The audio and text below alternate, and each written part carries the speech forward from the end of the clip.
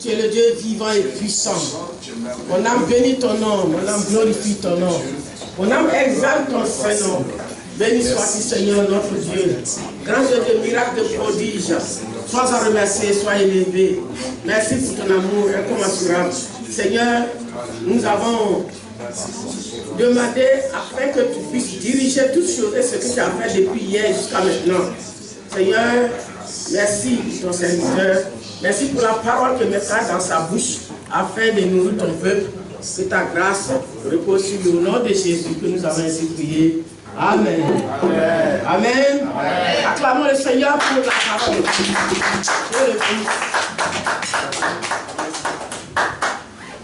Alléluia. Amen. Tu peux t'asseoir, mets-toi à l'aise et sois disposé à écouter la parole que tu as fait de dire. Amen. Amen. Aujourd'hui, nous avons un temps limité. Nous allons aller un peu plus rapidement qu'hier. Amen. Père, merci pour ta parole. Tes paroles sont esprit et vie. Tu viens nous parler, Seigneur, et viens nous enseigner. Que tout ce qui n'est pas ta gloire s'éloigne, ô Dieu. Dispose nos pensées, dispose nos esprits. Que toute pensée qui ne glorifie pas ton nom, Seigneur, soit soumise à la volonté du Seigneur maintenant au nom de Jésus-Christ de Nazareth. La Bible déclare, j'appelle toute chose captive à l'obéissance à la parole de Dieu. Et j'amène toute chose captive à la parole de Dieu, je t'appelle Dieu dans le nom de Jésus. Salue quelqu'un qui est à côté de toi, dis-lui tu es béni au nom de Jésus. Dis-lui que Jésus t'aime. Dis-lui que Jésus est mort pour toi. Il a des bonnes choses pour toi. Il ne faut pas avoir peur. Regarde bien dans les yeux, dis-lui Jésus a des bonnes choses pour toi.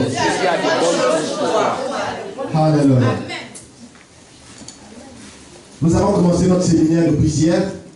Et le thème de ce séminaire, c'est l'art du leadership. Parce que ce séminaire va terminer aujourd'hui avec la consécration des bien-aimés dans le rôle de responsable dans le corps de Christ. Et en particulier dans cette assemblée. Alléluia. Pour ceux qui n'étaient pas hier avec nous, je vais faire un petit résumé. J'ai fait un peu le portrait de notre monde aujourd'hui dans lequel nous vivons. Nous avons dit hier que nous vivons dans un monde très difficile, où il y a beaucoup de violence, où il y a beaucoup de crimes, il y a beaucoup de guerres. Et nous avons vu, cela est dû au fait que l'homme a rejeté Dieu. L'homme a rejeté Dieu. Et parce que Dieu ne veut plus partie de notre quotidien, parce que Dieu ne veut plus partie de notre vie, alors voici les conséquences que nous voyons aujourd'hui. Nul n'est en sécurité quelque part. Tu peux être dans ta maison, c'est une balle perdue que tu rattrapes. Tu peux être dans un métro, c'est une bombe qui s'explose. Tu peux être même dans une église ou dans une mosquée, dans un lieu de culte, quelqu'un vient avec une arme et s'émet la terreur. Nous sommes dans un monde difficile. Nous avons aussi parlé hier comment est-ce que la moralité, comment est-ce que les gens sont devenus tellement immoraux pendant cette période, pendant ces temps-ci. Les gens sont devenus ennemis du bien. On n'a plus peur de dire les choses que les gens disaient dans l'intimité, à la télévision, dans les médias. Il n'y a plus de moralité. Je disais hier qu'il suffit juste d'une publicité d'un pot de yaourt pour qu'on puisse montrer une femme à moitié nue. C'est ça le monde dans lequel nous vivons aujourd'hui. Et tout cela, c'est parce qu'on a rejeté Dieu. Et cela a été prédit par un païen. J'avais parlé d'un homme qu'on appelle Nietzsche, un philosophe allemand, qui avait dit « Dieu est mort et nous l'avons tué ». Et parce que Dieu est mort, Nietzsche, qui n'était pas un chrétien, bien que son père fût un pasteur, il a dit ceci: le 20e siècle va être le siècle où l'humanité va connaître des catastrophes, des guerres que l'humanité n'a jamais connues. Et Nietzsche avait raison, le 20e siècle, le 21e siècle sont les siècles les plus pires dans l'histoire de l'humanité, où il y a plus de morts, plus de dégâts dans tous les domaines de la société. Et nous, enfants de Dieu, nous devons être informés pour savoir que ce n'est qu'en Christ que nous pouvons avoir la sécurité et la vraie paix. Amen. Amen.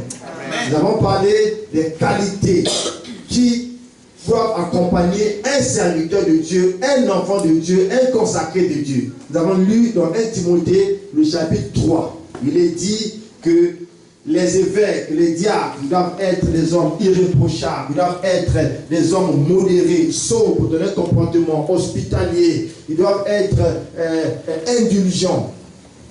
On a lu que des diacres aussi doivent être mariés d'une seule femme. Et nous avons divisé, n'est-ce pas, ces qualifications en 5 groupes. Ceux qui ont pris note peuvent nous rappeler. On a dit, le premier groupe c'était quoi? Les qualifications. Les qualifications individuelles. Le grand point c'était quoi? Les qualifications sociales. Parce que nous vivons dans la société. Ce n'est pas ce que nous disons qui vont changer le monde, mais ce que nous faisons qui va changer le monde. Alléluia. Amen. Nous sommes dans la société et c'est notre comportement, notre manière de vivre qui va impacter le monde. C'était les qualifications sur le plan social. Et le grand D, c'était les qualifications morales. Les qualifications morales. On a vu, qui peut me citer une qualification morale qu'on a vue hier? On a parlé de l'honnêteté. Un homme de Dieu, un enfant de Dieu, un consacré de Dieu, ce sont des gens honnêtes, pas des gens qui sont dans la duplicité, dans la ruse. Ce n'est pas ça qui peut qualifier des enfants de Dieu. Amen. Après les qualifications morales, on va parler de quoi encore? On a des qualifications intellectuelles. On a dit un homme de Dieu, un enfant de Dieu, ce n'est pas des gens qui sont des ignorants. Tu es capable d'apprendre, de t'éduquer, de croire tes capacités intellectuelles et c'est possible de le faire. Quelqu'un dit Amen. Amen. Après, on va parler de quoi encore? Qualification de la maturité. Les qualifications de la maturité. Et nous avions dit merci parce que vous avez pris note et ça, je suis très content, encouragé. Alléluia. Amen. Les qualifications liées à la maturité. On ne peut pas consacrer quelqu'un qui n'est pas mature. Il faut que la personne soit d'abord éprouvée.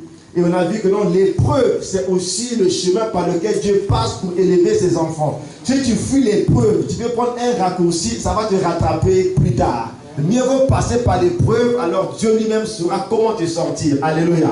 C'est lorsque tu as résisté à l'épreuve que tu deviens un homme affermi, une femme affermie. Alléluia.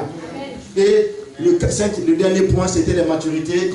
En relation avec la personnalité. Avec ta personnalité, on a cité un point, quelques points, c'était par exemple l'indulgence, un homme de Dieu, une femme de Dieu, un servant de Dieu, un chrétien, parce que nous sommes tous des sacrificateurs, nous sommes appelés à être indulgents, à savoir nous pardonner les uns les autres, à savoir soutenir ceux qui sont dans les faiblesses et les relever. Quelqu'un dit Amen. Amen. Voici un peu de manière brève ce que nous avons vu hier, les qualifications pour être un responsable, pour être un leader, pour être un responsable quelque part. Et cela, ce n'est pas seulement dans l'église, même dans ta société, même dans ton entreprise, même là où tu exerces ta fonction, si tu as des gens sous toi, tu es appelé à démontrer ces qualités. C'est comme cela que tu seras distingué dans ton travail. Alléluia. Et ces qualités que j'ai mentionnées, on peut les acquérir par la discipline, par la maîtrise de soi. On peut acquérir, n'est-ce pas, ces qualités-là. Quelqu'un dit Amen. Amen. Ces qualifications. Mais aujourd'hui, nous allons voir le grand B de l'enseignement. Nous avons vu hier les qualifications et aujourd'hui, nous allons parler des qualités. Alléluia. Parce que les qualités sont aussi importantes que les qualifications. Et Dieu regarde pas seulement les qualités, mais aussi pas seulement les qualifications, mais aussi les qualités pour élever quelqu'un comme un leader, comme un responsable, où que tu sois. Alléluia. Amen. Je parlais hier de David. David, nous connaissons l'histoire de David. Saül était le premier roi d'Israël. Et Dieu a dit à Samuel, au prophète Samuel, je t'envoie dans une famille. Tu vas aller consacrer un homme comme roi de mon peuple. Et le prophète Samuel avait peur, parce qu'il y avait déjà un roi, c'était Saül. Dieu lui a dit, vas-y, je serai avec toi. Et quand il est parti de la maison d'Ésaïe, qui était le père de David, il avait des grands frères qui étaient là. Et Samuel a dit à Ésaïe, fais passer tous tes enfants, je vais voir qui est ce que Dieu a choisi pour être roi. Et tous les enfants sont passés un à un, les Éyab, tout ce monde qui était des grands, des costauds, ils avaient tout ce qu'on pouvait voir physiquement pour les qualifier comme leaders. Mais Samuel a dit à Ésaïe, Dieu n'a choisi aucun d'eux. Et puis, le prophète lui demande, mais tu n'as plus un autre enfant ici? Non, je n'ai plus un autre enfant. Voici mes grands enfants. Il réfléchit, après il dit, ah tiens, j'ai un autre enfant, mais il est très jeune, il est en train de perdre les brebis là-bas. Samuel dit, va le chercher, on ne quittera pas ici aussi longtemps qu'il n'est pas encore parmi nous. Ils sont partis chercher David. Et lorsque David est venu, Dieu a dit à Samuel, voici l'homme que j'ai choisi. Alléluia. David était le dernier de sa famille. Il n'avait pas le droit d'aînesse. Il n'avait pas le droit à la parole. Il était négligé. Il n'avait pas la qualification nécessaire. Il n'avait pas le bac. Il n'avait pas la licence. Il n'avait pas le doctorat. Mais il avait des qualités intrinsèques que Dieu lui-même pouvait voir pour dire, voici l'homme selon mon cœur. Amen. Mais peu importe ce que tu as comme diplôme dans ta vie. Dieu ne regarde pas ton diplôme. Dieu ne regarde pas ton certificat ou à ton brevet que tu as accroché au mur de ta maison. Mais Dieu regarde dans ton cœur. Est-ce que Dieu peut dire, voici une femme selon mon cœur? Est-ce que Dieu peut dire, voici un homme selon mon cœur? Dieu ne cherche pas des hommes qui sont forcément qualifiés, mais Dieu cherche des qualités. C'est des hommes que Dieu veut utiliser. Alléluia. Hier, je parlais de maman Teresa, qui était, elle vient du coin de la Yougoslavie. Elle était missionnaire. Elle a fait toute sa vie en Inde.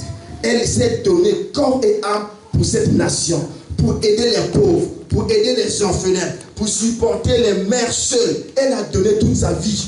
Mais cette femme, elle n'avait pas de doctorat, elle n'avait pas de diplôme accroché au mur, mais elle avait des qualités que Dieu a vues et Dieu l'a utilisées pour changer le monde. Lorsque les gens partaient avec des diplômes, avec des grosses valises, avec des mallettes, pour faire des statistiques, pour dire que non, ici en Inde, il y a 15 000 enfants de rue, il y a 15 000 femmes qui n'ont pas, qui ne mangent pas bien, il y a 15 000 femmes qui sont victimes des viols, qui sont atteintes du sida, de toutes ces choses. Les gens faisaient des statistiques, ils écrivaient ils faisaient des records, ils mettaient dans les ordinateurs, et puis ça restait là, on ne faisait rien avec. Mais elle partait voir ces gens. C'est ça les qualités d'un leader. Elle partait voir ces gens. Elle partait toucher du doigt les réalités. Non seulement elle les connaissait, mais elle les aidait aussi. Alléluia. C'est ça les qualités que Dieu veut. Alléluia. C'est les qualités que Dieu veut. Voilà pourquoi, bien aimé, ce soir, cet après-midi, nous allons voir quelques points très importants, ce qui concerne les qualités pour être un leader dans ce 20e siècle. La première qualité, tu peux noter, première qualité, c'est être capable de voir les défis comme une opportunité pour manifester la gloire de Dieu. Première qualité, pour être un leader, pour être un responsable, même dans ta société. Et l'enseignement que je donne aujourd'hui, ce n'est pas seulement pour l'église, mais c'est aussi même pour les gens qui travaillent dans les entreprises, qui veulent conduire les activités, qui veulent faire des business. Il veut que tu aies cette capacité de voir les défis dans ta vie comme des opportunités pour que Dieu se manifeste. Vous savez, il y a une société qu'on appelle Areva. Je ne sais pas si c'était Areva ici en France ou bien c'était Total. Il y a une société qui a fait beaucoup d'argent lorsque l'État islamique a pris l'Irak. Eux, ils travaillaient pendant cette période de guerre, de crise. Parce que les responsables ont vu que non, c'était un moment difficile. C'était des défis, mais dans les défis, ils ont vu que c'était une opportunité de se faire de l'argent. C'était Total, je crois. Total. Et on les a condamnés. Mais on les a condamnés pas parce qu'ils ont fait l'argent, parce que dans leur zèle, ils se sont alliés d'une certaine manière avec l'État islamique, consciemment ou inconsciemment. C'est ça le point qui a été le point noir. Mais sinon, ce sont les dirigeants qui ont eu cette capacité que dans ces défis, dans ces difficultés, nous avons la possibilité d'augmenter notre budget, de faire encore des business. C'est ça qui manque à l'église aujourd'hui. Si tu veux être un leader, si tu veux être resté dans la vie, il faut voir des défis dans la vie comme des opportunités que Dieu met devant toi pour exceller. Amen. Alléluia. Amen. Nous connaissons une histoire de la Bible.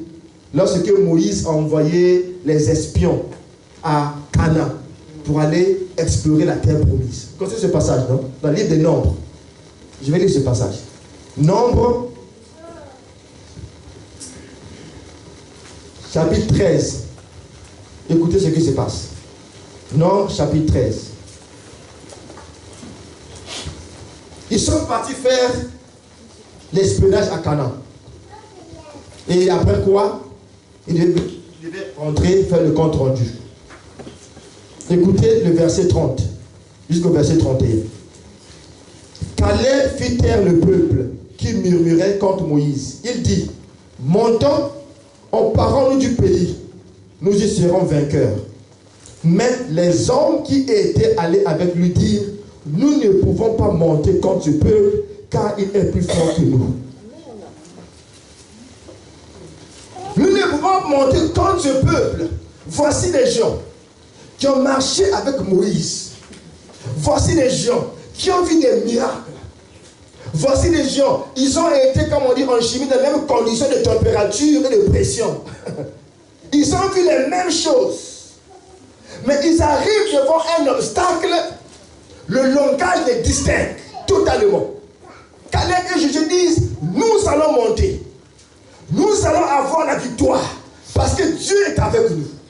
Et les 10 autres disent, nous ne pouvons pas monter parce que là-bas il y a des géants, ils sont forts, ils sont puissants, ils vont nous écraser, on n'aura pas la victoire. Pour Caleb et Josué, le défi était une opportunité pour que Dieu puisse faire éclater encore sa gloire. Amen. Et pour les autres, ce défi, cette difficulté était pour eux la mort. C'était le désespoir, c'était l'abandon, c'était la fuite. Bien-aimé, tu auras les défis dans la vie. Amen. Dans ton travail, tu auras les défis. Amen. Dans la vie sociale, tu auras les défis. Amen. Même dans ton foyer, tu auras des défis. Amen. Mais comment tu réagis, c'est ça le plus important. Amen. Certaines personnes vont fuir, vont abandonner, mais ceux qui croient en Dieu vont dire, voici une opportunité pour que Dieu puisse encore manifester sa gloire. Amen. Amen. Amen. Alléluia. Amen. Les gens disent, lorsque un grand serpent rentre dans un village, les gens se divisent en deux. Il y a des gens qui fuient et des gens qui affrontent le serpent. Ce sont les courageux qui restent et qui affrontent les défis. Alléluia. Amen. Dieu veut te dire aujourd'hui, tu n'as pas le droit de fuir. Affronte le défi parce que Dieu veut manifester sa gloire. Amen. Alléluia. Amen. Lorsque David a été envoyé par son père pour aller apporter la nourriture à ses frères qui étaient sur le champ de bataille, David arrive et puis il voit un Philistin, un homme géant, près de 3 mètres de long, avec des muscles en train de sortir, en train d'insulter Israël, dit, qui est fort, envoyez-moi un homme qui va se battre avec moi. Et déjà à la vue de Goliath, la Bible déclare que non, le peuple d'Israël était en train de fuir juste à la vue de cet homme. David est arrivé et dit, mais qu'est-ce qui se passe? Il dit, mais qui est cet homme pour insulter le nom du Dieu vivant? Amen. Amen. Alléluia. Amen. Je vais te révolter aujourd'hui. Amen. Amen. Que les défis que tu vois à partir d'aujourd'hui disent que non, ce sont des opportunités. Amen. Les défis que tu vois sont des opportunités. Quand David a vu Goliath, il dit, oh, voici une opportunité pour moi d'être encore plus fort. Amen. Il a dit, Goliath dit, oh, voici une opportunité pour moi pour glorifier encore le nom du Dieu vivant d'Israël. Amen. Parce que David cherchait des opportunités. Quand il marche, il dit, est-ce qu'il y a un défi quelque part? Est-ce qu'il y a un défi quelque part? Il dit, voici un défi, il dit ça là. Dieu va faire quelque chose. Amen. Les gens le chassent, ils disent, pousse là-bas, tu es orgueilleux. Pousse là-bas, toi petit. Nous sommes des guerriers. Nous sommes des soldats. On a combattu, toi tu n'as jamais combattu. Il dit, si j'ai combattu, j'étais dans la forêt là-bas. Je combattais avec les lions, avec l'ours. Ce que j'ai fait à lion, à l'ours, c'est la même chose que je vais faire à cet homme. Je vais le tuer et je vais le battre. Alléluia. Mais pourquoi tu as peur? Pourquoi tu as peur? Il n'y a pas un défi que tu traverses, qu'un humain n'a pas traversé cette terre-là. Quelqu'un dit Amen. Amen. Il n'y a pas de défi que tu traverses qu'un humain n'a pas encore traversé. Amen. Et s'il y a au moins un seul homme, nous sommes au moins 7 milliards sur la terre. 7 milliards d'habitants sur la terre. S'il y a au moins une personne qui serait en sortie de cette situation que tu traverses, c'est que toi aussi tu vas t'en sortir un jour. Quelqu'un dit Amen. Amen. Alléluia. Amen. Nous sommes 7 milliards. Si même une seule personne a réussi à s'en sortir, c'est que toi aussi tu peux t'en sortir. Amen. Même dans le ministère, il y a des défis. Mais vois ça comme des opportunités. Mais vous savez, les églises qu'on appelle petites églises, en nombre, je parle numériquement, alléluia, c'est des églises où les gens sont en train de grandir, ils sont en train de grandir spirituellement plus vite que les grandes églises que vous voyez là.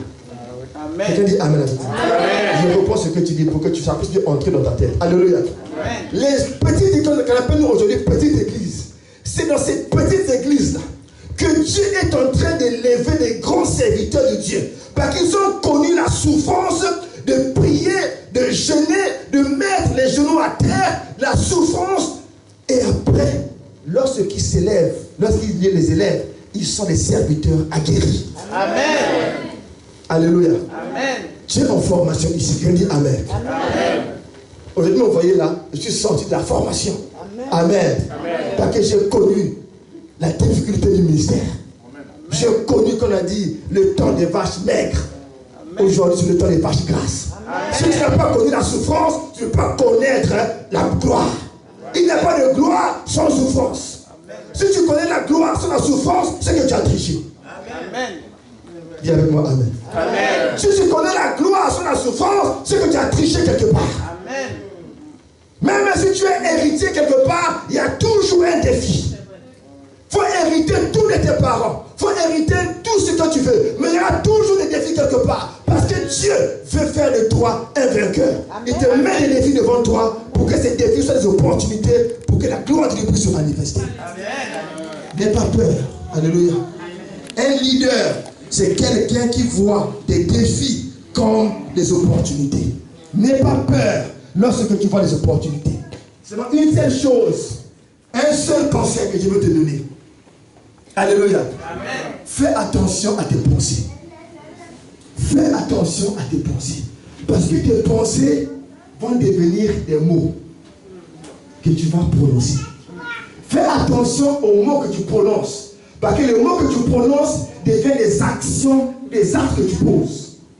Fais attention aux actes que tu poses. Parce que les actes que tu poses deviennent des habitudes. Fais attention aux habitudes, parce que les habitudes que tu as deviennent ton caractère. Fais attention à ton caractère, parce que ton caractère devient ta destinée. Amen. Alléluia. Amen. Je reprends ça pour toi. Je reprends ça pour toi. Amen. Si tu peux noter, il faut noter avec moi. Amen. Amen. Fais attention à tes pensées. Parce que tu deviens le fruit de tes pensées. Tes pensées deviennent des paroles. Ce que tu penses, c'est ce que tu exprimes. N'est-ce pas vrai? Et les paroles que tu exprimes deviennent des actes que tu poses, deviennent des actions que tu poses. Vous voyez des gens poser des actions bizarres, mais c'est ce qu'il est en train de penser, et ce qu'il dit, c'est ce qu'il pose comme acte. Et donc fais attention à tes actions, parce que tes actions deviennent des habitudes. Parce que tu es habitué à poser les mêmes actions et tu les fais jour après jour, mois après mois, année après année. Donc les actions deviennent des habitudes. Et les habitudes deviennent ton caractère. Quand on regarde la personne, on dit voici son caractère. Parce que c'est devenu une habitude pour cette personne. Et ton caractère devient une destinée. Devient toute ta vie. Alléluia. Amen. J'espère que quelqu'un est béni cet après-midi. Amen. Deuxième point. Pour aller. Les leaders, un responsable, ce sont des personnes qui ont la vision. Alléluia. Ce sont des personnes qui ont une vision. La vision, c'est la capacité de voir ce qui est invisible aux autres. Alléluia. La vision, c'est la capacité de saisir dans son esprit ce que les autres ne peuvent pas voir. Tu ne peux pas être un leader si tu n'as pas de vision. Tu ne peux pas être chef de famille si tu n'as pas de vision. Tu ne peux pas être un pasteur sur une église si tu n'as pas de vision. Tu ne peux pas être un chef d'entreprise si tu n'as pas de vision. Parce que si tu n'as pas de vision pour ta vie, pour ton entreprise, pour ton église, tu ne peux pas aller loin. Alors pourquoi les leaders que nous avons, nous voulons voir des leaders qui ont la vision. Quelqu'un dit Amen. Amen. Les gens qui ont la vision. Et la vision, c'est différent des projets, c'est différent des plans. Parce que la vision, c'est quelque chose qui va au-delà de ta génération. Quelqu'un dit Amen avec moi. Amen. La vision, c'est quelque chose qui va au-delà de ta génération. C'est-à-dire que tu vois quelque chose, tu dis que non, même si je ne peux pas bénéficier de cette chose, mais mes enfants, mes petits-enfants vont goûter ce que je suis en train de faire. On est tous dans la voiture avec la maman. On a un témoignage de son grand-père. Comment son grand-père a bâti des choses. Il dit aujourd'hui, les enfants de ses enfants sont en train de jouir de cette grâce. N'est-ce pas, maman, si nous prenons la voiture? Voici un homme qui avait une vision pour sa famille. Il avait une vision pour les générations. C'est ça qui nous manque aujourd'hui. Même dans la politique aujourd'hui, vous voyez les gens, les politiciens, ils font des projets, mais parfois il n'y a pas de vision pour la nation. Il n'y a pas de vision. Et c'est ça. Si tu n'as pas de vision, tu ne peux pas grandir. Quelle est la vision pour ta vie? Tu as un enfant de 5 ans, de 10 ans. Qu'est-ce que tu penses pour cet enfant dans 20 ans qu'on va être cet enfant? Alléluia. Amen. Parce que ceux qui dirigent des gens, s'il n'y a pas une vision, les gens vont se décourager. Les gens s'attachent à une vision. Lorsqu'il y a une vision qui les motive, qu'il y a une vision qui les excite, les gens s'attachent. Parce qu'ils voient que non, il y a une vision qui est là. Nous allons marcher, nous allons partir avec la personne. David est un homme de vision. Amen. Alléluia. Amen. Mon enfant m'appelle toujours le visionnaire. Parce que je vois toujours loin. Alléluia. Amen. David avait une vision. David, lorsqu'il est devenu roi, la Bible déclare, il a construit un grand château pour lui-même. Après un moment, il dit, mais moi j'habite dans un château. Et l'arc de Dieu habite dans une petite tente, dans le tabernacle. Il dit, non, j'ai une vision. Il dit, j'ai une vision. Amen. Alléluia. Amen. Moi j'habite une grande maison. Mais la présence de Dieu qui est symbolisée par l'arc de l'alliance habite dans une tente quelque part. Il dit non, j'ai une vision. Alléluia. Amen. Comme disait Martin Luther King, I have a dream. Ce qui a marqué ces hommes, ils avaient des visions. Les gens qui ont délivré l'Afrique, les Kwame Nkrumah, les Mandela, c'était des gens qui avaient des visions. Il dit, nous allons voir ce peuple africain libre. J'ai une vision. Je peux payer le prix. On peut me mettre en prison, mais on peut me voler ma vision. Amen. Alléluia. C'est ça qui nous manque aujourd'hui. I have a dream. Un jour, il faut que ce peuple soit libre. Aujourd'hui, il n'y a plus de liberté parce que quelqu'un a une vision. Alléluia. David a dit, je vais construire une maison pour mon Dieu. Je veux construire un temple beau, un temple en or pour mon Dieu. Il avait une vision. Quelle est la vision que tu as? Amen. Alléluia. Amen. Vous savez, aujourd'hui, les chrétiens sont devenus... L'église devient comme... en pseudo, on dit tranquille, c'est-à-dire qu'ennuyant.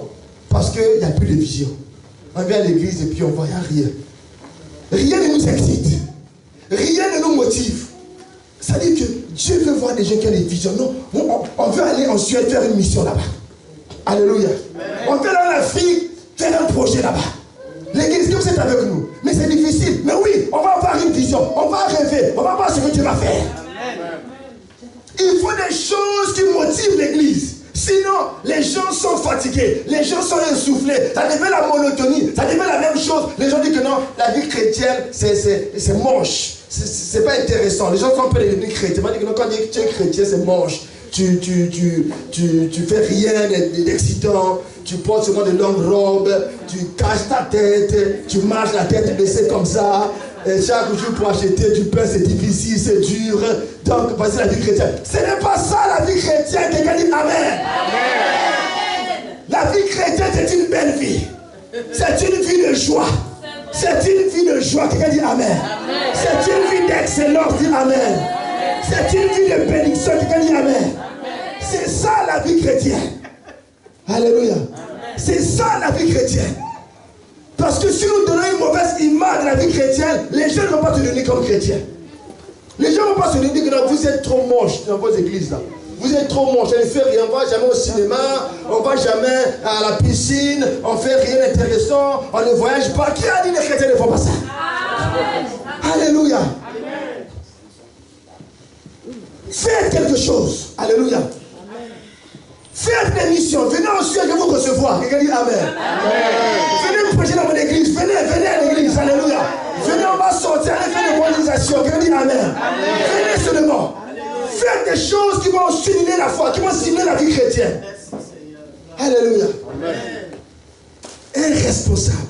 Un enfant de Dieu qui n'a pas de vision n'a pas rien compris encore. Alléluia. Quelqu'un dit ceci. La pire chose, ce n'est pas d'être aveugle, mais c'est avoir la vue et être sans vision. Alléluia. La pire des choses, ce n'est pas être aveugle, mais c'est avoir la vue et ne pas avoir une vision. Parce que si tu n'as pas de vision, tu es pire qu'un aveugle. C'est mieux que tu sois un aveugle même. Alléluia. Amen. Ce qui a marqué la vie de Moïse, c'est que Moïse voyait l'invisible. Il avait une vision. Lorsqu'il est sorti du palais royal, il a vu ses frères en train d'être maltraités. Il a dit non, ma place c'est pas dans le palais royal. J'ai une vision. Il faut que ce peuple-là soit libre. Amen. Mais c'était un défi énorme. C'était un prince. Quitter le palais royal, c'était un grand défi. Alléluia. Amen. Parce qu'il avait une vision. Vous savez, quand tu as une vision, la provision vient toujours. Amen. Ne limite pas que non, il y a une grande vision et puis il n'y a pas de moyens. Non, non, non. C'est la vision d'abord et puis la provision vient. Parce que nous aujourd'hui on pense avoir la provision. Où est l'argent? Où est l'argent? Non, l'argent accompagne la vision. Ce n'est pas la vision qui accompagne l'argent. Alléluia. C'est la provision qui accompagne la vision. Commence à rêver, commence à visualiser, commence à voir les choses. Alléluia. Amen. Si tu as une vision et tu ne fais rien, ça devient juste un rêve. Quand tu as une vision, il faut commencer à travailler cette vision-là. Tu as une vision de devenir grand artiste. Il faut commencer à suivre les grands artistes. Quelqu'un dit Amen. Il faut commencer à écouter les grands artistes. Dis Amen. Amen. Tu vas être un grand prédicateur. Il faut continuer à écouter le voyage d'Esther. Il faut commencer à l'écouter tous les jours. Alléluia. Tu vas être une femme puissante de feu. Quand tu as su maman Yahweh, quand tu vas voir comment elle prêche, comment elle fait, quelqu'un dit Amen. Amen. Je fais un business, des affaires, des projets. Il faut voir les Bill Gates, il faut voir qui a réussi, comment il a fait. Il faut t'inspirer, il faut avoir une vision. Dis Amen. Amen. Si tu veux être un responsable, il faut que tu aies une vision. Alléluia. Amen. Ça veut dire que les gens qui n'ont pas de vision, pour se lever le matin, c'est dur pour eux. Pour quitter le lit, dire oh, je vais encore dormir 1 heure. Tu vois, il y a le téléphone là, on met snooze. Il appuie et puis il dort encore. Ça fait 10 minutes encore, ça sonne encore, il appuie encore un bouton et puis il dort encore. Et puis il appuie encore snooze, ça fait 5 minutes et puis ça sonne encore, il dit ah, le téléphone là. Parce que rien ne le motive pour aller au travail. Il n'a pas de vision. C'est moi, à la fin du mois, j'ai un salaire, on paye mes factures, voilà, c'est tout. Mais il n'a pas de vision. Si tu as une vision au-delà de ton salaire, mon frère, avant que le réveil ne sorte, tu es déjà debout. Alléluia. Moi, avant que mon réveil ne sorte, je suis déjà debout. Parfois, je dis, et puis ma femme dit, mais le réveil, je dis, oh attends, je vais arrêter le réveil. Je suis déjà debout, alléluia. Parce que quelque chose m'excite de me lever le matin. J'ai une vision. Je vais accomplir de grandes choses avec mon Dieu. Dans ma société, je vais accomplir de grandes choses. Quand j'arrive dans ma société, j'arrive toujours le premier au bureau. Et puis je quitte le dernier bureau. Je travaille 8 heures, je travaille pendant 10 heures. Alléluia. Amen. Mon porteur me dit oui. Voici un employé. Amen. Amen. Si tu as une vision, mon frère, on ne va pas te forcer à travailler. Toi-même, tu vas travailler. Amen. Parce que tu as une vision, quelque chose brûle dans ton cœur. Alléluia. Amen. Tu as une vision pour ton enfant. Tu as une vision pour ta famille. Quelle est ta comme vision pour ta famille? Qui te dit que non, même si c'est dur aujourd'hui, je vais persévérer parce que j'ai une vision. L'apôtre Paul dit, je sais en qui j'ai cru. Même si c'est difficile, moi je vais continuer à marcher. Amen. Alléluia. Amen. Dis à quelqu'un, aie une vision. Aie une vision. Dis à quelqu'un, aie une vision. Aie une vision. Alléluia. Amen. Aie une vision, mon frère. Alléluia. Amen. Pour être un leader, le 3e point. Le premier point, il dit c'était voir les défis comme des opportunités. Le 2e point, c'est avoir une vision. Le 3e point, c'est avoir la capacité d'enseigner, mais en montrant toi-même l'exemple. Amen. Teaching by doing. Alléluia. Tu enseignes en faisant toi-même. Pas seulement dire aux autres, fais ceci, fais cela, mais toi-même quand je vois, tu ne fais même pas ça. Alléluia. Que tu enseignes les gens par l'exemple. Alléluia. L'apôtre pouvait dire à Timothée, suis mon exemple. L'apôtre dit à Timothée, sois courageux et suis mon exemple dans ce que je fais. On peut lire un passage dans 1 Timothée chapitre 4. On va lire le verset 12. 1 Timothée.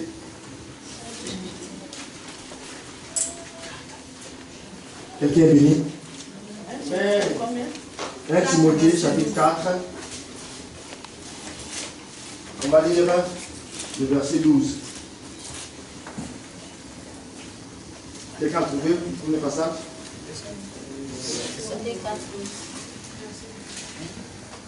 Écoute ce que l'apôtre Paul dit à Timothée.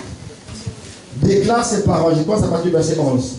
Déclare ces paroles et enseigne-les, que personne ne méprise ta jeunesse. Mais sois un modèle pour les fidèles en parole, en conduite, en charité, en esprit, en foi, en pureté. Je peux dire amen. Amen. Voici un leader. Sois un modèle.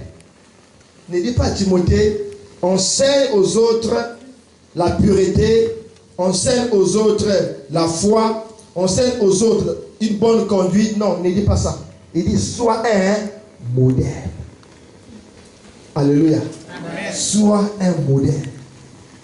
Si nous voulons gagner le monde, si nous voulons impacter le monde, si nous voulons impacter nos enfants, soyons des modèles. Alléluia. Amen. Vous savez comment les enfants imitent? Les enfants enseignent, les enfants apprennent par imitation. Alléluia. Amen. J'étais en train de faire un programme de lire la Bible toute l'année passée. J'ai relu toute la Bible, de Genèse à Apocalypse. Donc j'avais un fascicule ou bien un imprimé où je marquais les chapitres que j'avais déjà lus. J'avais déjà lu. Donc j'ai déjà lu Genèse, je marque. Si j'ai lu ces chapitres, je marque parce que j'ai fini toute l'année. Et un jour, je vois mon fils, il a 9 ans. Et puis avec les livres de la Bible, les gris, il peut en train de cocher. Il dit, mais tu fais quoi? Il dit, papa, toi, si je fais comme toi, tu fais.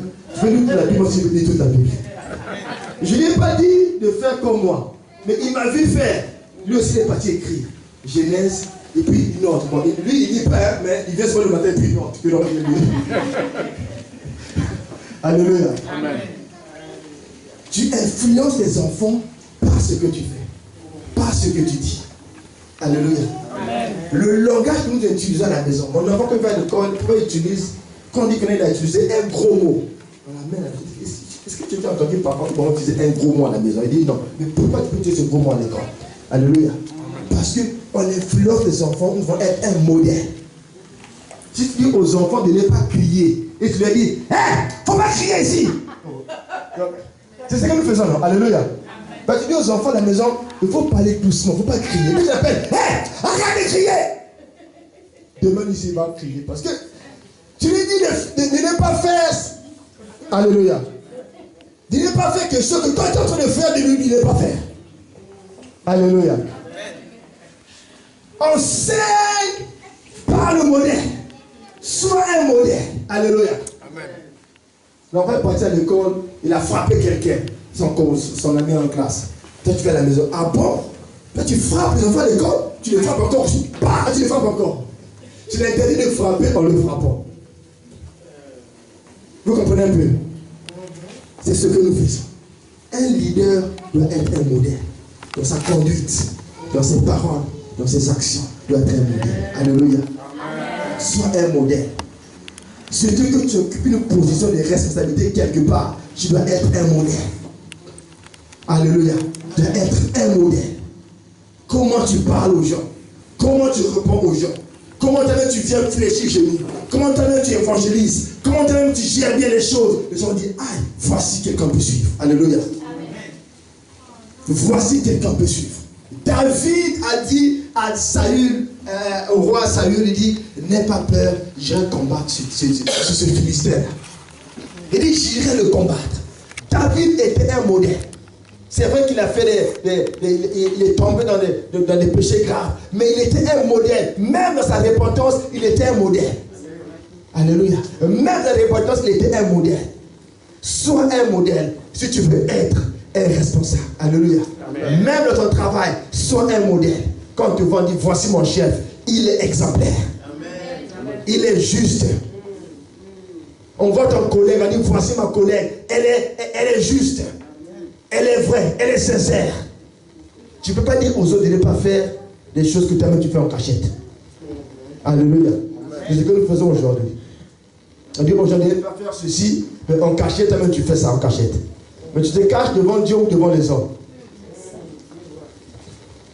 Amen. Le dernier point.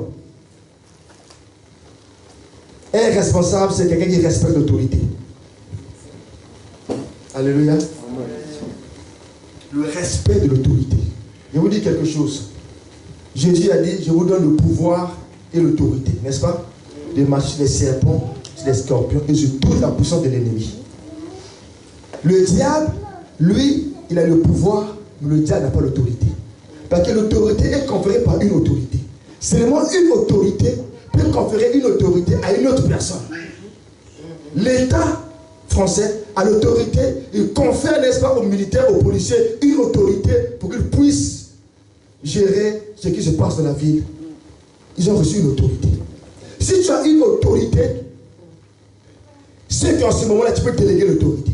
Aujourd'hui, je vais prier pour les gens parce que j'ai reçu de l'autorité.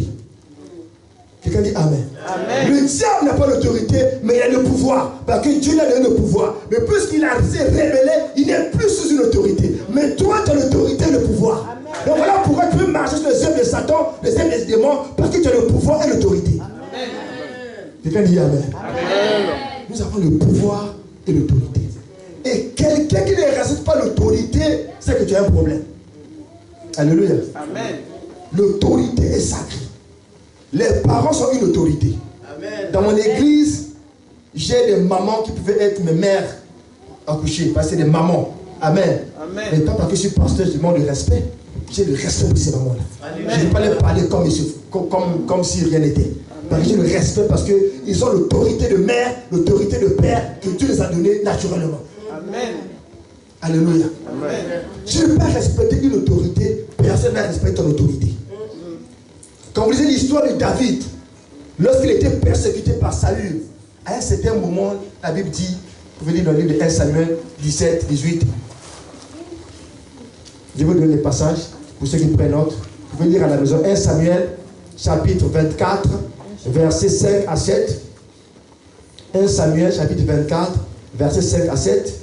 Et puis 1 Samuel 26, les versets 7 à 8. 1 Samuel 24, 5, 7. Et puis 1 Samuel 26, 7, 8. Et dans ce passage, quelque chose s'est passé. Le roi Saül était en train de persécuter David parce qu'il était jaloux, parce que les gens commençaient à clamer David. Et puis, David fouillait dans les montagnes, dans les cavernes, il se cachait. Et puis un jour, Saül était fatigué avec ses gars du corps, il est parti reposer sous une tente. Et David est venu la nuit et il a vu Saül couché à même le sol. Et puis les gars du corps de David ont dit, voici, Dieu a livré ton ennemi entre tes mains. Il faut le tuer. Voici le roi devant toi. Tous les gars du corps dormaient. Tous les gens, personne ne savait. David s'est infiltré sous la tente. David a dit, malheur à moi. Et je touche à loin de Dieu. Amen. Amen. Saül était déjà destitué par Dieu. Dieu a dit que non, tu ne seras plus roi de mon peuple. Mais David a reconnu en ce temps toujours l'autorité de Dieu. Il dit, je ne peux pas tuer l'autorité de Dieu. Amen. À un certain moment, David, pour montrer à Saül que je t'ai vu, tu t'es en train de dormir, je ne t'ai pas tué, il a coupé le vêtement de l'habit de Saül. L'habit déclare, son cœur a commencé à battre. Il dit, aïe, aïe, aïe, il a coupé seulement le vêtement, il n'a pas tué, il a eu son cœur se battre. Parce qu'il a déchiré le vêtement d'un roi de l'Éternel. Amen. Alléluia. Amen. Le respect de l'autorité, c'est ça qui tue l'église aujourd'hui. On n'a plus le respect de l'autorité. J'ai vu un fils, un jeune garçon, en train d'insulter sa maman comme s'il insultait sa copine. Il insulte sa mère qu'il a accouchée. Même si ta mère a été méchante, tu n'as pas le droit, c'est une autorité. Laisse Dieu s'occuper d'elle. Mais de ton père, laisse Dieu. Alléluia. Amen. Il insulte sa maman. Je vous dis, j'ai même honte de dire ces mots qu'il disait à sa mère devant vous. C'est une autorité, ta maman, que Dieu lui a conférée sur ta vie. Alléluia. Amen. Le respect de l'autorité. Ton mari, Dieu l'a dit, c'est le chef de la famille. Aujourd'hui, on parle de l'émancipation. D'accord, je suis d'accord, l'émancipation. Émancipez-vous, c'est pas grave. Alléluia. Amen. Alléluia. Mais il y a l'autorité de l'homme sur la femme que Dieu a créée, que personne ne peut enlever. Alléluia. Amen. L'autorité des présidents de la République sur la nation, parce qu'il a reçu un mandat, une onction pour diriger une nation. Il a eu l'autorité. Vous le voulez pas, il a été président. Il est autorité. Il dit Amen. Amen. C'est ça. Alléluia. Un pasteur, même s'il est jeune, il est comment? C'est une autorité. On ne vous dit pas de vous mettre à genoux comme on voit de l'autre parce que c'est l'autorité, je vais me marcher, je vais... Non, c'est pas ce que ça veut dire. Alléluia. Mais le respect de l'onction qui est sur sa tête. La Bible déclare que l'onction est une couronne que Dieu met sur son peuple, sur les aussi sur le point, qui ont besoin de ce respect-là. Alléluia. Amen. Si tu veux qu'on respecte l'autorité, respecte l'autorité des autres. Et David était un homme qui respectait l'autorité. Alléluia. Amen. Voici, bien aimé, les 4 points que je vais vous montrer aujourd'hui, les qualités pour être un leader quelque part. Alléluia. Amen. Les qualités pour être un leader. Sois quelqu'un qui voit les défis comme des opportunités. N'aie pas peur. Alléluia. Amen. Et une vision pour ta vie. Qu'est-ce que tu veux faire? Tu dois étudier encore. Tu dois encore faire certaines choses. Il faut le faire. Tu veux entreprendre un projet. Il faut le faire. Alléluia. Amen. Vous savez, il suffit de voyager un peu des années auparavant. On va voir ce que était une église typique. C'était des églises où c'était peut-être 10 personnes. Et puis l'église s'occupait seulement de donner le temple et puis la parole. C'était le modèle des églises qu'on voyait un peu dans les temps passés. Et puis la plupart des gens étaient éduqués moyennement. C'était un peu le modèle des églises qu'on voyait dans le temps. Mais aujourd'hui, quand on parle des églises, c'est des méga églises, n'est-ce pas vrai? C'est des méga églises. Mais l'église ne contente pas seulement de la parole, mais l'église est obligée d'impacter aussi la société. Donc les gens sont obligés de s'impliquer parce que la société met des défis et l'église ne peut pas s'attarder d'être en marge de la société. Aujourd'hui, il y a des problèmes de sida, il y a des problèmes des femmes seules, il y a des problèmes des enfants de rue, il y a des problèmes des SDF, il y a beaucoup de problèmes que l'église est obligée de faire face. Alléluia. Si nous voulons impacter l'église, quand nous serons au ciel, Dieu va nous juger, pas parce que nous étions 1000 personnes, mais quel est l'impact qu'on a eu sur la société? Vous étiez une église, comment vous avez impacté la société? Comment vous avez influencé les gens dans votre secteur d'activité? Alléluia. Voilà pourquoi aujourd'hui les églises, si nous voulons avoir de l'influence, nous voulons avoir de l'impact, il faut qu'on sorte et dire que non, nous on donne seulement la salle et la parole, le reste du gouvernement va s'en occuper. Ce n'est pas possible.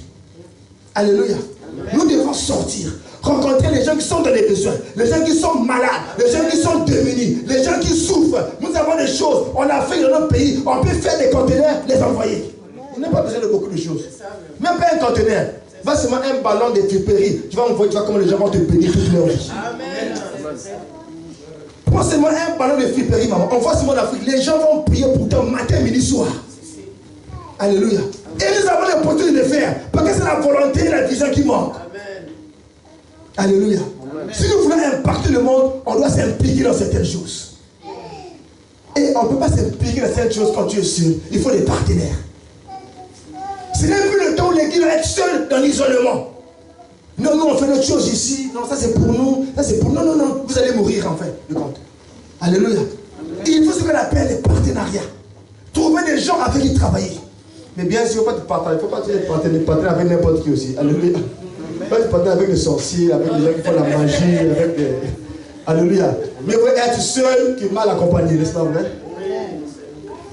Tu vas être seul qui est mal accompagné. Voici, bien aimé, ce que nous voulons faire pour l'église aujourd'hui. En Suède, vous avez il y a 2 ans, 3 ans, on a reçu beaucoup de réfugiés syriens. La Suède, c'est un pays vraiment très accueillant.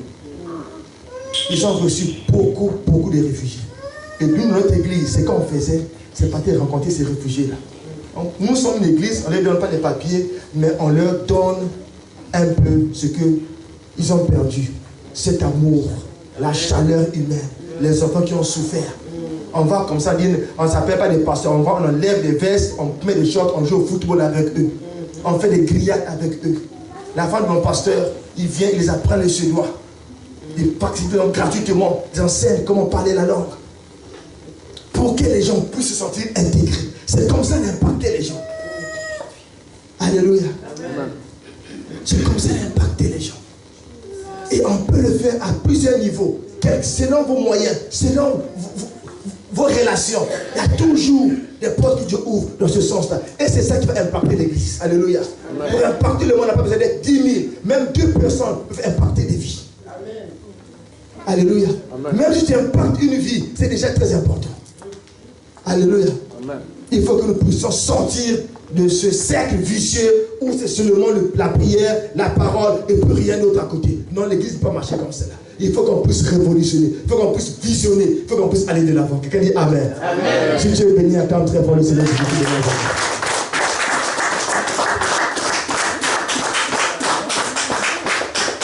Alléluia. Aujourd'hui, nous allons faire une consécration. Alléluia. C'est pour ça que je suis ici. Pour ceux qui n'étaient pas là ici hier, je rends un peu mon témoignage. J'étais consacré diacre. C'était en 98. Et nous étions 2 frères. Et puis il y a un frère qui était consacré ancien le même jour. C'était à Abidjan en Côte d'Ivoire. C'est là-bas que mon ministère a commencé. Et lorsqu'on était de nous consacrer ce jour-là, l'Esprit de Dieu est descendu sur des hommes de Dieu qui étaient là. Et puis ils ont dit, cette femme va être consacrée pasteur aussi. Et le jour où moi j'étais consacré diacre, elle était consacrée pasteur. Alléluia. Amen. 4 ans plus tard, j'étais consacré évangéliste dans le ministère de Dieu. Alléluia. Amen. L'onction nous distingue. Quelqu'un dit Amen. Amen. Samuel a dit à Saül, je vais mettre l'onction sur ta tête. Il lui a dit, tu vas voir les signes qui vont se produire lorsque je t'aurai mis l'huile sur ta tête. Il a dit quelque chose. Lorsque les signes que je t'ai dit vont s'accomplir, tu seras transformé en un autre homme. Amen. Amen. Alléluia. Amen. L'onction nous transforme en des hommes et des femmes. Alléluia. Amen. L'onction nous distingue. L'onction te donne la grâce pour accomplir l'œuvre à laquelle Dieu t'appelle.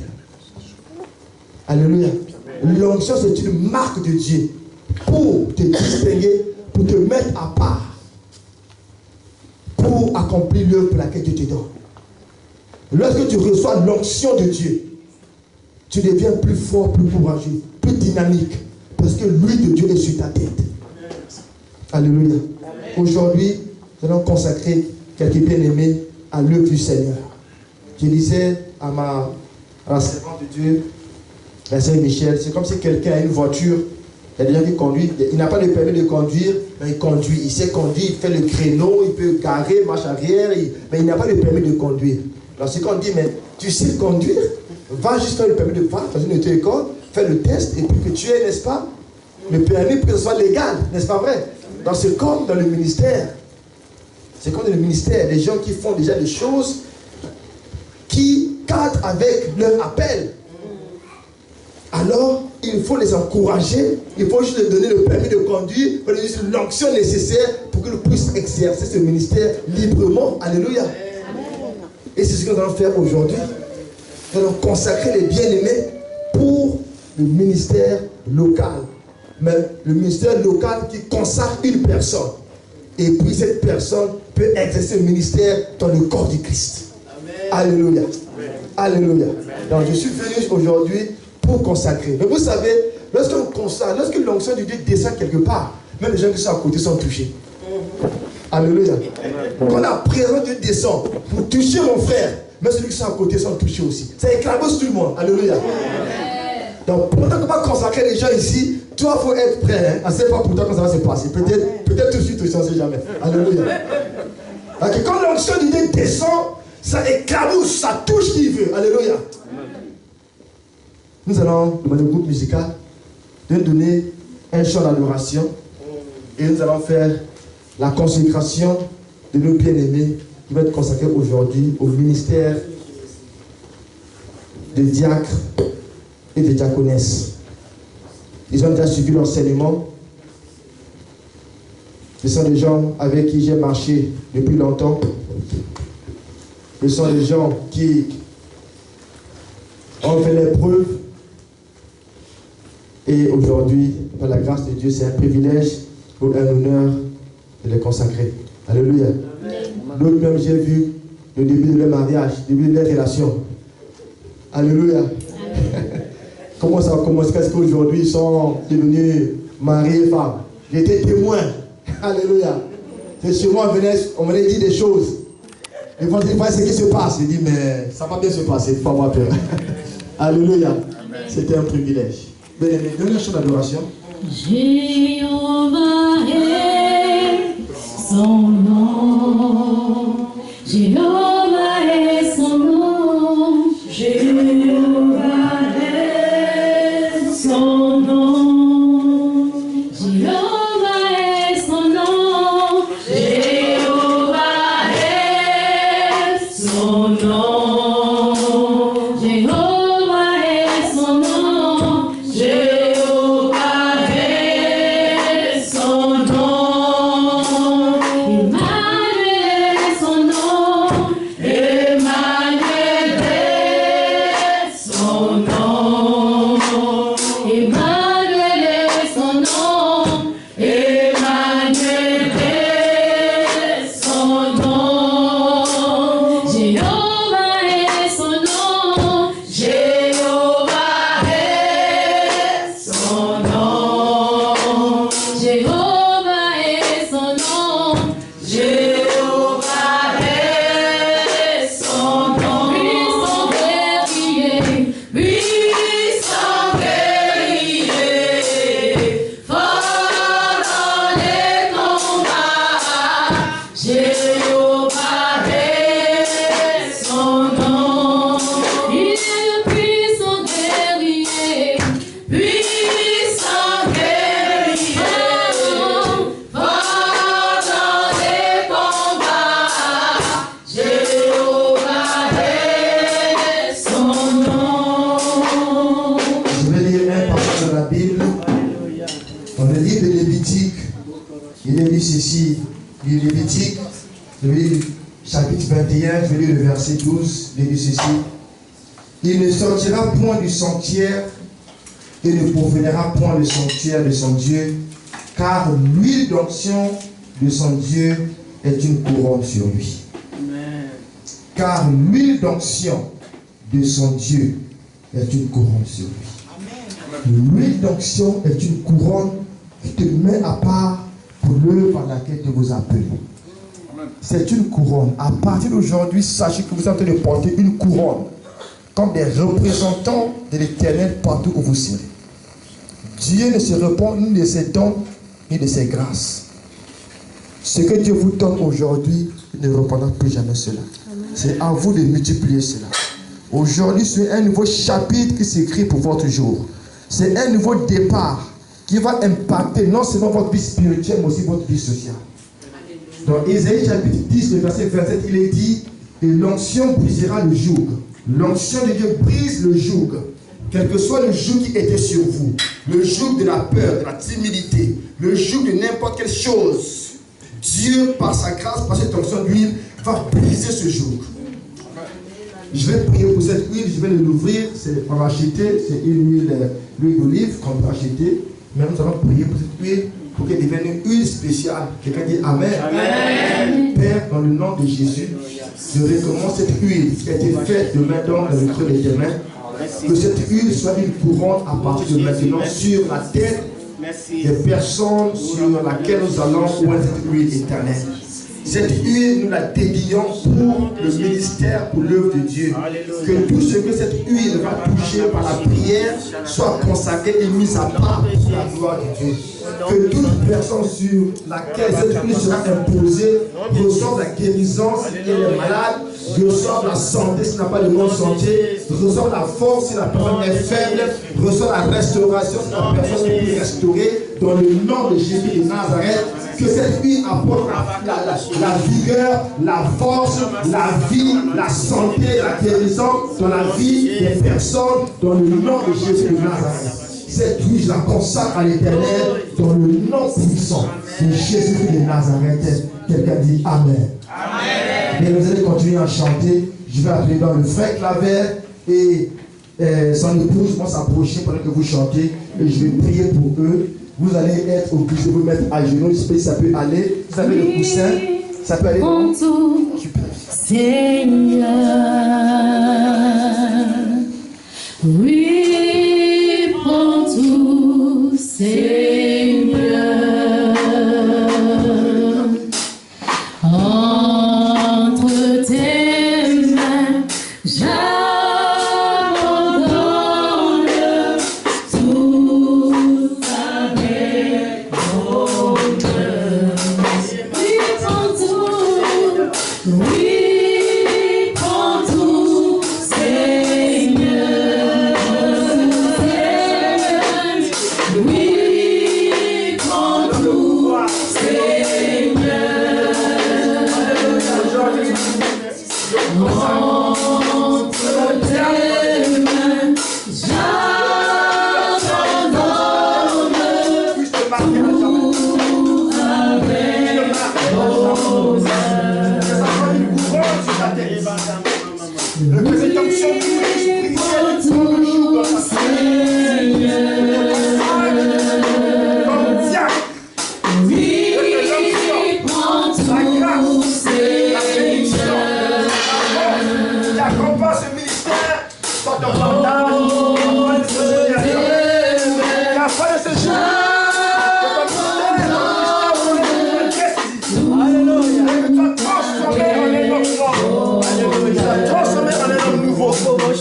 L'onction de Dieu touche ta tête. Ça soit une couronne sur ta tête à partir de maintenant.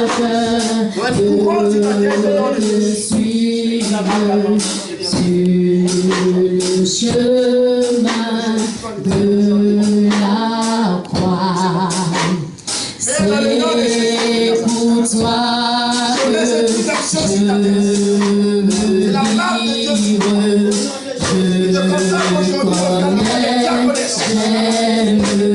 ta voix. Oui, prends tout, Seigneur, prends tout, Seigneur. Oui, prends tout, Seigneur. Entre tes mains, j'abandonne tout avec bonheur. Tu connais